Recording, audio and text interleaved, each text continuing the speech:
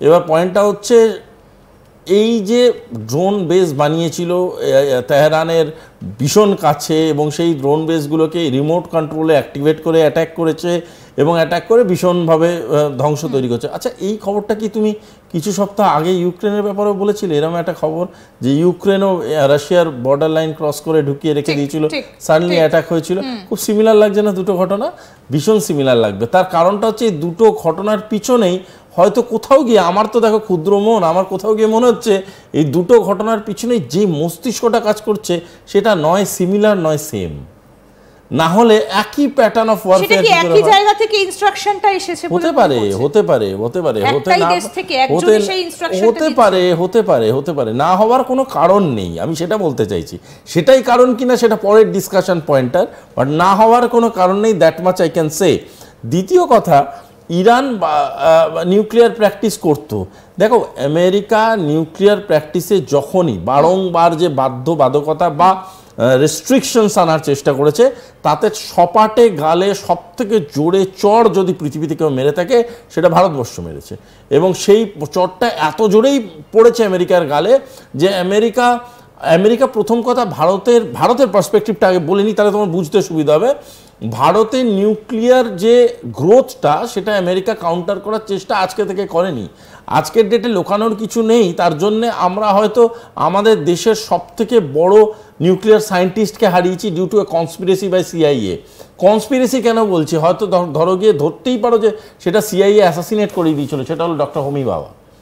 Doctor হোমি ভাবাকে CIA ফ্লাইটে মারিয়ে দিয়েছিল। কেন মেরে দিয়েছিল? কারণ হোমি ভাবা যদি বেঁচে থাকতো তাহলে এপিজে স্যার এসে আমাদের নিউক্লিয়ার পাওয়ার করার অনেক আগে হয়তো ডক্টর হোমি ভাবা আমাদের নিউক্লিয়ার এনার্জিতে এমন জায়গায় নিয়ে চলে যেত ভারতবর্ষকে, যেটা আনকম্পেয়ারেবল পাওয়ার হয়ে যেত।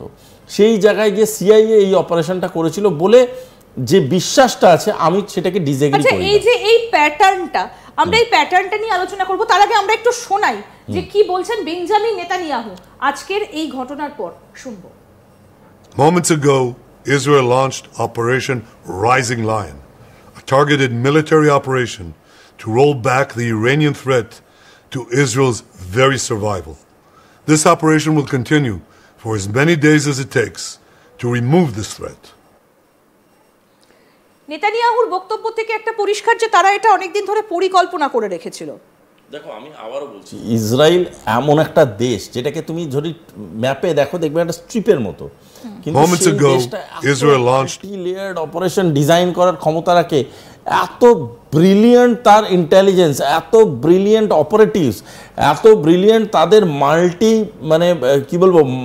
মাল্টি ডাইমেনশনাল অ্যাপ্রোচ যে ভাবা যায় না। মানে Israel is such a country that, আমাদের সাথে ইসরায়েলের সম্পর্ক তো সবাই জানে। We are a very proud partner ally of Israel. কিন্তু ইসরায়েলের যে জিনিসটা আমাকে ভীষণভাবে গর্ব করে এবং পড়াশোনার জায়গা তৈরি করে দেয়, সেটা হচ্ছে how brilliant they are when it comes to strategy. তাই জন্যে আজকে যখন ইসরায়েল গিয়ে তাদের নিউক্লিয়ার বেসগুলোকে অ্যাট্যাক করলো, সেখানে অ্যাজ এ রেসপন্সিবল পাওয়ার, মানে আমার ইসরায়েলের এই অ্যাট্যাকটাকে, যেটা আমাদের ভারতের বিদেশ মন্ত্রক বলেছে, আমি এই আলোচনাটায় আসবো যে কোথাও কি একটু অপারেশন সিন্দুর স্টাইলে, মানে এটা কি ভারতের থেকে শিখলো? মানে যারা বুদ্ধি দিয়েছে এটা কি ভারতের থেকে শিখে বুদ্ধি দিয়েছে? না, আমার কোথাও গিয়ে মনে হয় ভারত এতটা কোনো ইরেসপন্সিবল পাওয়ার নয় যে কোনো দেশে ফ্লাইট নিয়ে গিয়ে তাদের নিউক্লিয়ার বেসে অ্যাটাক করেছে। আমি সেটা বলছি না, বলছি ভারত যে পাকিস্তানের উপর যেটা করেছে সেটা কি কেউ দেখে শিখে অন্য কাউকে দিয়ে এটা করালো? ভারত পাকিস্তানের উপরে কোনো অ্যাটাক করেনি। ভারত অ্যাটাক করেছে কিছু জঙ্গি ঘাঁটিকে। আমি প্যাটার্নটা বলছি, স্টাইল। সেটা বলতে পারো, বাট আমি সেটা বলার পরেও আমি বলছি, সেটাকে সমর্থন করেও আমি বলছি I am still a Israel fan. আমি এই কারণে বলছি যে ইসরায়েল ওয়ারফেয়ার কিন্তু যারা একটু ডিপ্লোম্যাটিক স্ট্র্যাটেজি নিয়ে পড়াশোনা করে বা যারা একটু ডিফেন্স নিয়ে পড়াশোনা করে, তাদের কাছে কিন্তু Israel is a grammar book, এটা মানতেই হবে। কিন্তু আমি এবার যে বিষয়টাতে একটু আসতে চাইবো যে আজকের এই অ্যাটাকের পর বাগেরির মৃত্যু হয়েছে বলে আমরা জানতে পারছি, মানে যিনি সশস্ত্র বাহিনীর প্রধান, এবং অনেকজন নিউক্লিয়ার সায়েন্টিস্টেরও প্রাণ গিয়েছে বলে জানা যাচ্ছে। কারণটা কি? আয়াতুল্লাহ খামেনি তো একটা হুমকি অনেকদিন ধরে দিয়ে আসছিলেন ইসরায়েলকে, কিন্তু এখন তো সেটা অনেকটা স্তীমিত। দেখো, pin point strategic attack, pin point, কাকে আমরা অ্যাসাসিনেট করব, কোন কোন অবজেক্টিভ আমরা অ্যাটেন্ড করব, কোন কোন জায়গায় আমি অ্যাটাক করব, পুরো পিন পয়েন্ট অ্যাটাক হয়েছে সেই জায়গাগুলোতে। দেখো, একটা অ্যাটাকের দুটো ভাগ থাকে, একটা ভাগ হচ্ছে দর্শন behind the attack, philosophy behind the attack, আমি অ্যাটাক করছি কেন, কাউকে ঠেঙাচ্ছি কেন ঠেঙাচ্ছি। দ্বিতীয় জিনিসটা হচ্ছে ঠেঙিয়ে কি অ্যাচিভ করতে চলেছি, এটাই তো আমরা গোদা বাংলা ভাষায় বলতে গেলে তো এটাই পয়েন্টটা হচ্ছে।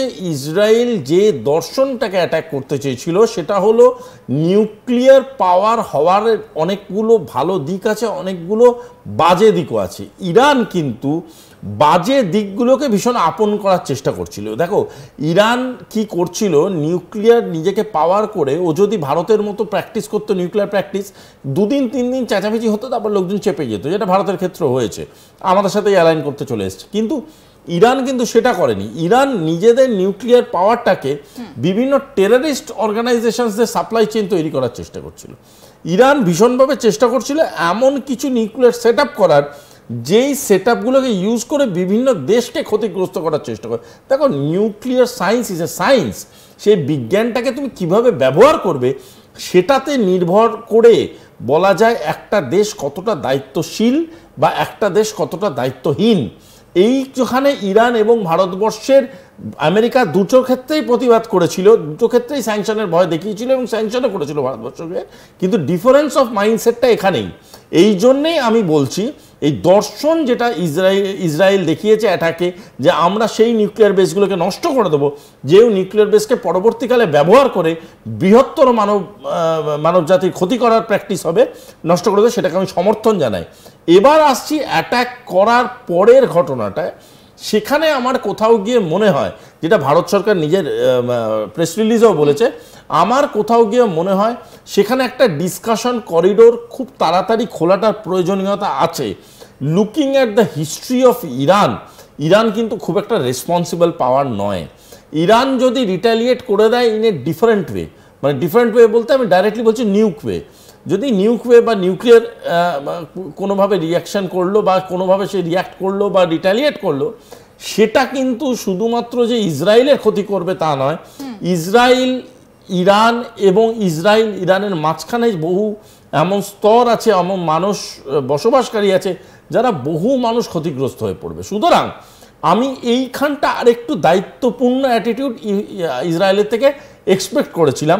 বাট স্টিল আমি মনে করি ভারতবর্ষ এমন একটা দেশ, একমাত্র দেশ রাদার, যদি কোনো দিন ইরান এবং ইসরায়েল টেবিলে বসে ডায়ালগসে আসতে চায়, Bharatvarsha is a very very profound negotiator in that. একদম। এবং এই ঘটনার পর ডোনাল্ড ট্রাম্প কি বলছেন তার একটা বক্তব্য ছোট্ট করে একটু শোনাই।